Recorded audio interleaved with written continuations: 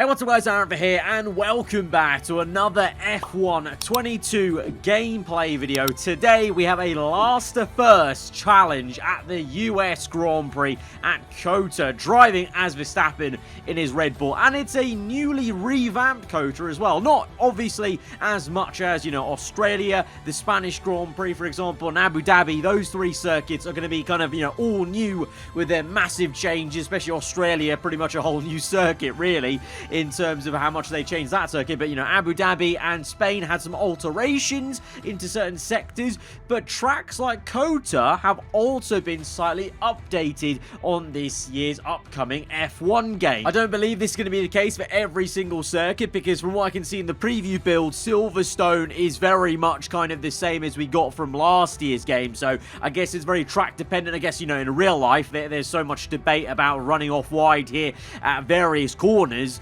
and in real life they've added new curbs, and so they've added them into the game. So we've got the sausage curbs on the outside of the final corner, but even the rumble strip that is kind of serrated on the exit just before into the second last corner, that exit, that is so serrated now, and you can really feel it on the force feedback, for example, on a wheel. You've then got these extra triangular sausage curbs that poke out in the first sector, and that kind of Magda Beckett's sector at the Circuit Americas, and that again is a lot more volatile than anything we saw on last year's game. And if you add in this year's tyre model and handling model and general physics and force feedback that you get through the wheel, get through even a rumble controller, especially on the haptic feedback with a PS5 controller, it's a lot more deadly, and you're gonna have to actually completely avoid them. And even like the runoff areas as well, with the green rumble strip, the red painted areas, they seem to have so much less grip as well. And especially now with the tyre model, you know, the tyres are so cold out the pit lane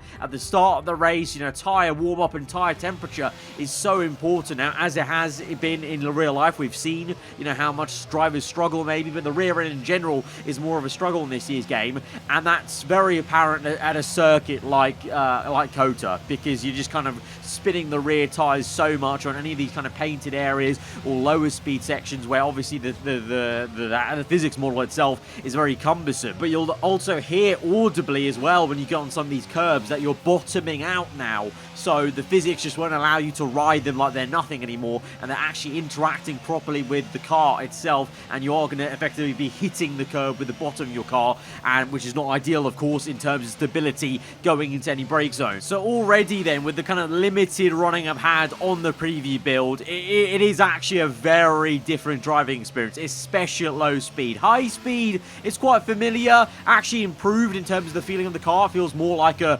planted, you know, producing downforce Formula 1 car in the high speed, but low speed, it's so tricky now, and that goes along with the new era and then also the new models. But here we are then, forming the grid. We've got a pretty okay, decent manual grid formation for 5 red lights. So the US Grand Prix here in the preview build of F1 22, and we're trying to do a last to first challenge if we can. AI seeming quite competitive into turn 1, taking it easy. Oh, bit of contact there with Lance Stroll and the Williams, I believe that is, as both of them have front wing issues, or Magnussen I think it may have been, on the outside there, as we see Schumacher and Vettel close together in real life and in the game, it would seem, as they're side by side, and the younger German trying to get the better of it, but Vettel is the one ultimately getting round on the outside up into P15. Going to be hard to make a move on him though in this section, quite single file, especially now. I feel more so than ever in these kind of corners, especially this very traction zone already was a kind of concern for me on the last game, let alone this one where it's even more of a deadly corner to kick the rear end down. Here I was very shocked, Vettel and Schumi with the huge dive bomb. So I've seen little glimpses of it, but it does really seem like the AI are a bit punchier, and if there is a space they will just go for it, which I love. It is kind of maybe sometimes a bit over aggressive, but you know, this is not a final build and final coding for the AI, so I'm sure there will be tweaks. But from what I've seen, I'm actually quite pleasantly surprised how aggressive they are. I've also seen the damage model, although it is the same in terms of the parts of the car that can be damaged. I will say I felt like it seemed to be a bit more sensitive than last year's game, whether that's because the cars are just a lot wider and kind of, especially on the front end, the front wing now is massive, and it's very hard to tell where your front wing is now in comparison to last year's game.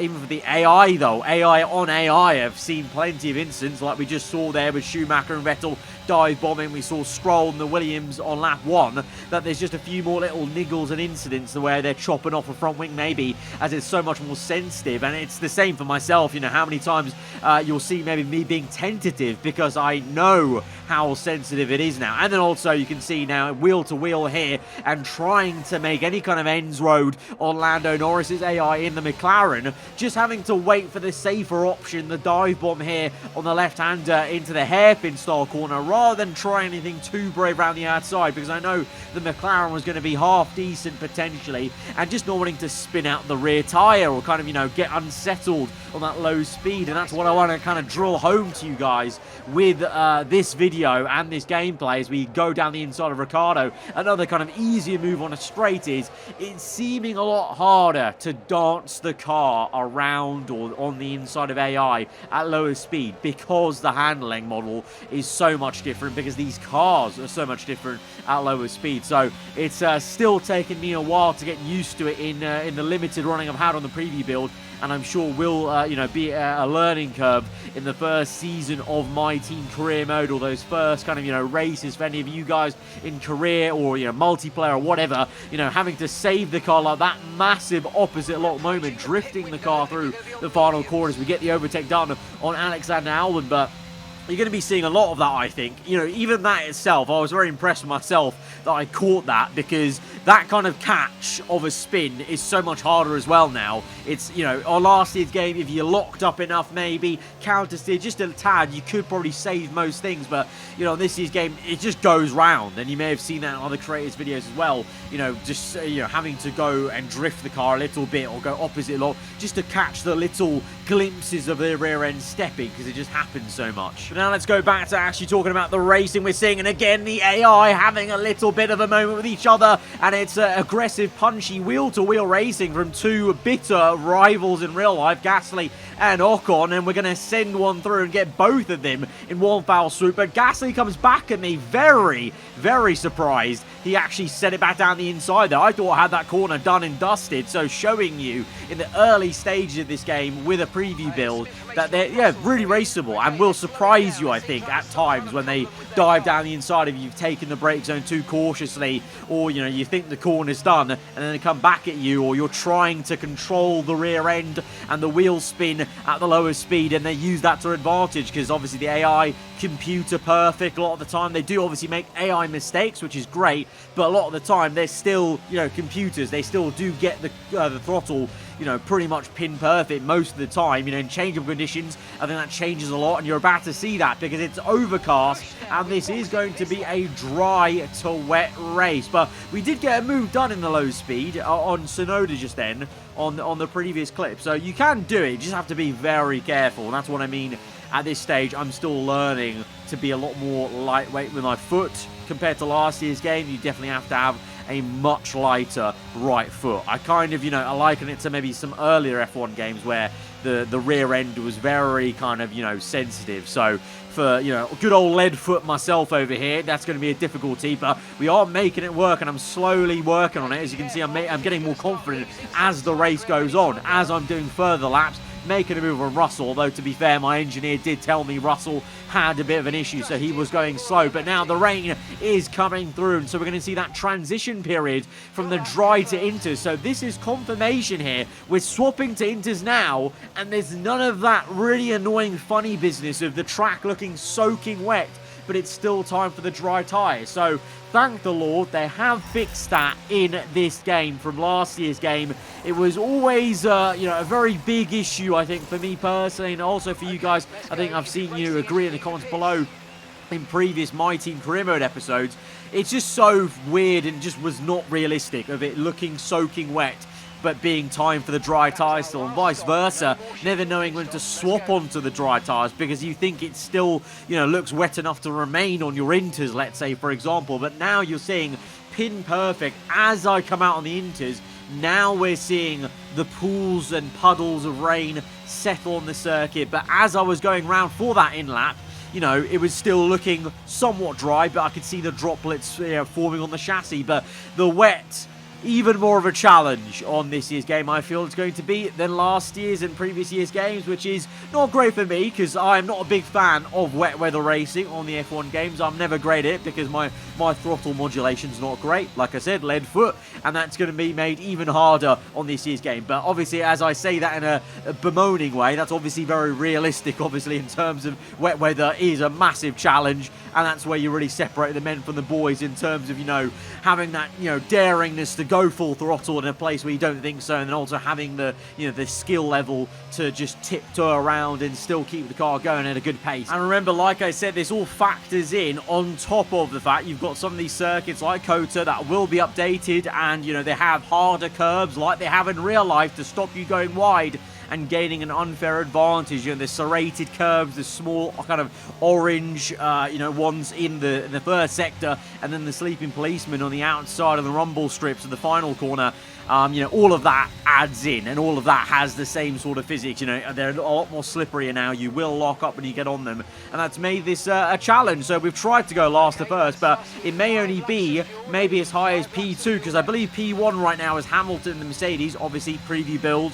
You can't read into anything about the performances of the car. They're not final whatsoever.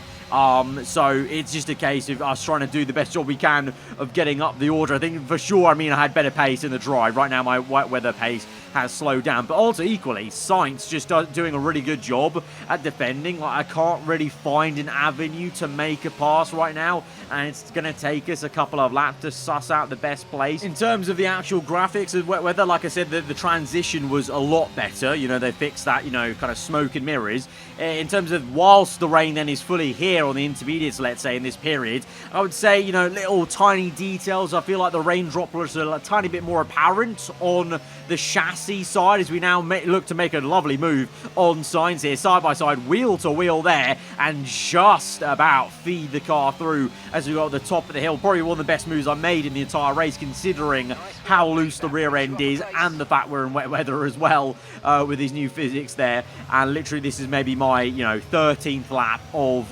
COTA, 14th lap. I did like 2 laps prior to this before we did the race then, so these are literally just me learning as we go on through this race. Yeah, so, and the spray, I was going to say also with the chassis, the rain droplets on the chassis there, I feel like a small improvement, but the spray also, I've noticed in the pit stops, was a lot better. You may have seen it in that first gameplay video we did, was a lot more apparent, I think, with that pit stop I did with Fernando Alonso, I believe it was, in the first gameplay video. But now looking to try and round out this challenge and this race, getting up into a podium maybe. Leclerc defensive on the inside line. That's another thing. AI, a lot more willing to go to the inside line to defend the corner. I think they definitely do it a lot more often than was the case on F1 2021. So that was also another improvement we've seen so far in the preview build. And, you know, because of that defensive work Leclerc's AI did, I was on the outside, and again, like I said, with the curb and the rumble strip on the outside, no grip whatsoever.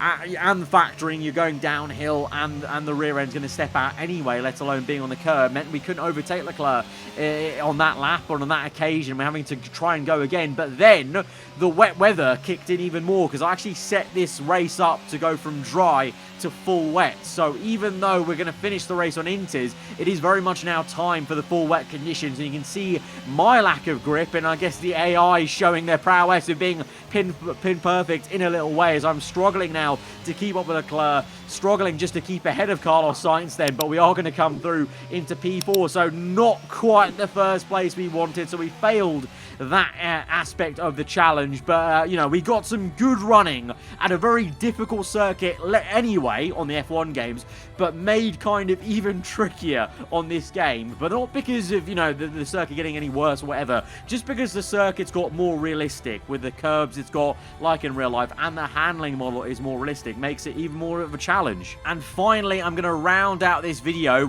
I talked about, you know, the improvements to COTA here. I talked about the changes to the circuits like Australia, Abu Dhabi, and of course then the Spanish Grand Prix and that last sector change they've made.